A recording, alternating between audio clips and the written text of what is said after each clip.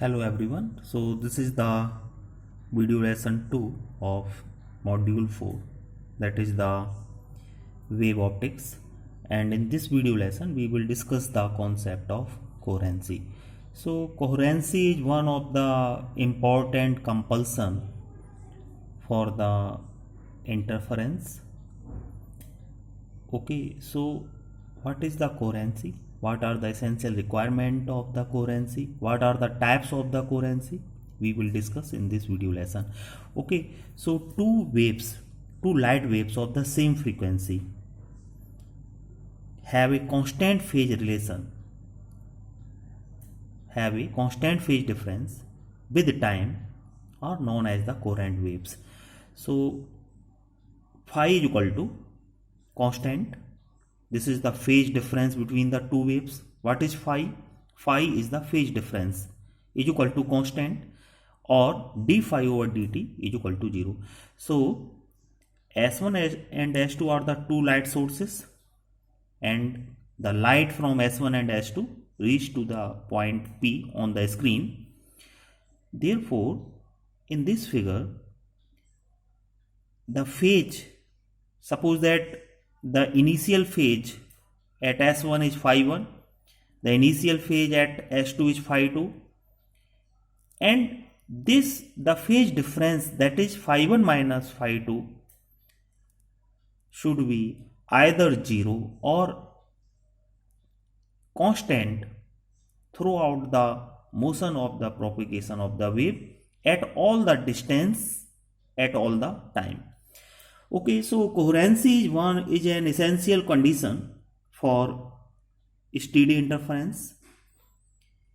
Now, if I1 and I2 be the intensity of the two interfering waves, then the resultant intensity on the screen due to the superposition is I is equal to I1 plus I2 plus 2 under root I1 I2 cos phi. So this is the resultant intensity expression. Here I1 and I2 are the intensity at source S1 and S2, and phi is the phase difference between the two sources. So from this formula, from this equation, you can see that the resultant intensity on the screen depends on the phase difference. So phase difference phi must be constant throughout the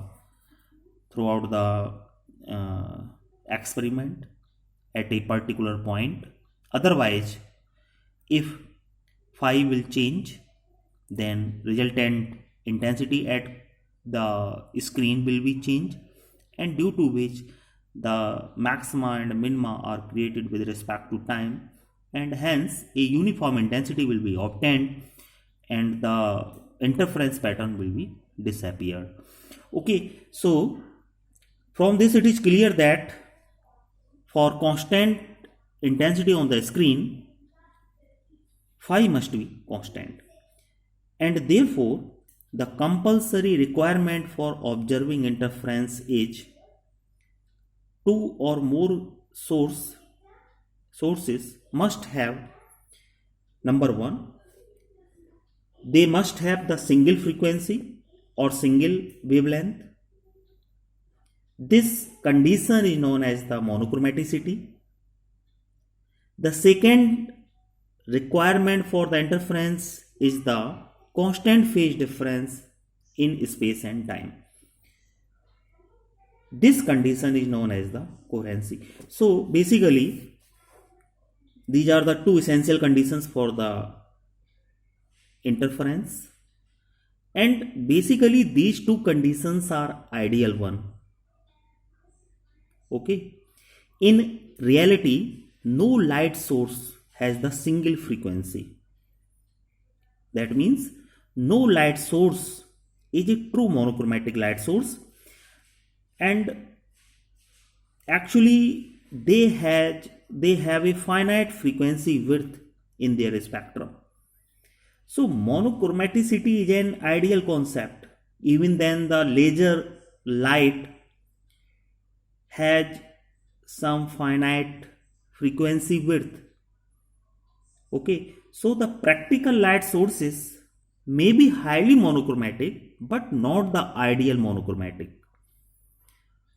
Okay, and similarly, the second condition, the constant phase difference in space and time, that means the phase difference between the two interfering wave must be constant. Either it is zero, if there is any initial phase difference, then it must be constant at all the distances from the source and screen, and at all the time it should be constant. Okay, so this condition is also totally ideal condition. The light coming from the two light sources must have the coherent phase difference at all the time and at all the distances from the source. So this gives a totally hypothetical situation. Practically it is impossible to achieve. Therefore, there is a deviation from the condition 1 and condition 2.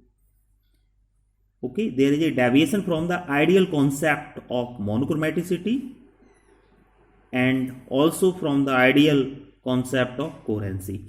So this deviation from the ideal concept of coherency give rise to the types of the coherency. Okay, so now let's see here. So there are two figures, figure A and figure B. In figure A, there are two sources, S1 and S2. Okay, so there is a one wave traveling towards the screen from S1, and there is another wave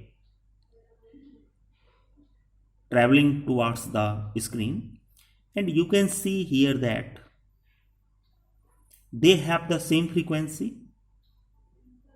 Okay, because they have the same wavelength, and also they have the same initial phase difference, which is 0.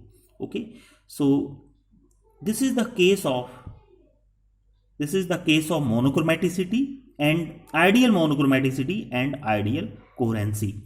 Okay, so here initial phase difference is 0. So by the help of these two interfering waves, we can achieve a sustained interference pattern. Now let's see another figure. So there is again a source S1, and from this source a sine wave is reaching towards the screen, and there is another source S2. Here you can see that a wave is propagating towards the screen, and there is an initial phase difference of pi by 2 between these two waves.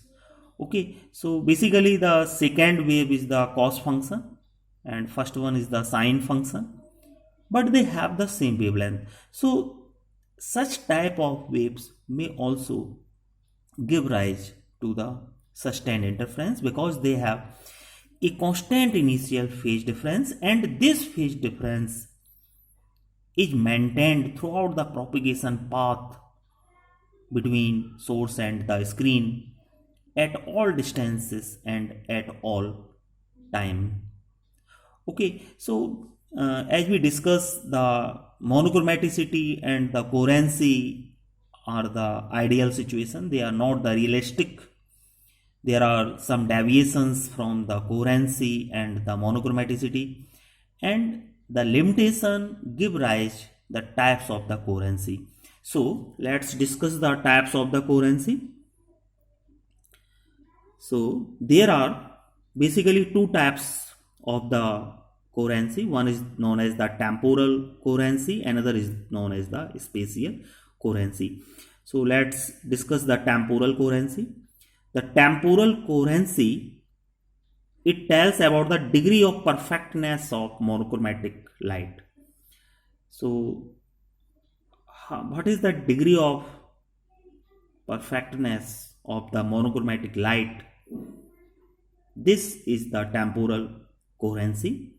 If phi is independent of time, What is phi? Let's see the wave. This is the sinusoidal wave, and this is the arrow shows the direction of motion of the wave. Okay, and let us consider 2 points A and B in the direction of the propagation of the wave. So at point A, the initial phase is phi A, at point B, the phase is phi B, and the difference of these two phases is phi. So if phi is independent of time, then points A and B are said to be exhibit temporal coherence or longitudinal coherency. So basically temporal coherency gives the time independent nature of phase difference in longitudinal direction of the electromagnetic wave, that means the light wave. Here one point is should be noted down, that points A and B are considered along the direction of propagation of the wave. So this is the essential condition for the temporal coherence. So the figure shows this figure gives the explanation about the temporal incoherency and temporal coherency. So here you can see that the wave is totally temporal incoherent, while the second wave is temporal coherent, because any 2 points along the direction of motion of the wave has a constant phase difference throughout its motion. So this is the temporal coherency. Okay, now let's see the spatial coherency. The spatial coherency tells about the degree of uniformity of the phase on a wave front. Okay, if phi is independent of time,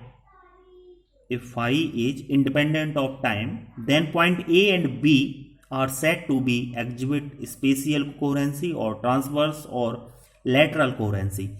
So what is phi? Phi is the phase difference between the 2 points. So let us consider the plane wave front, and the direction of motion of the plane wave front is shown by the arrow, and let us consider 2 points on the plane wave front perpendicular to the direction of motion. So the phase difference is given by phi A minus phi B. Phi A is the initial phase at point A. Here phi B is the phase at point B, and the difference, this should be independent of time.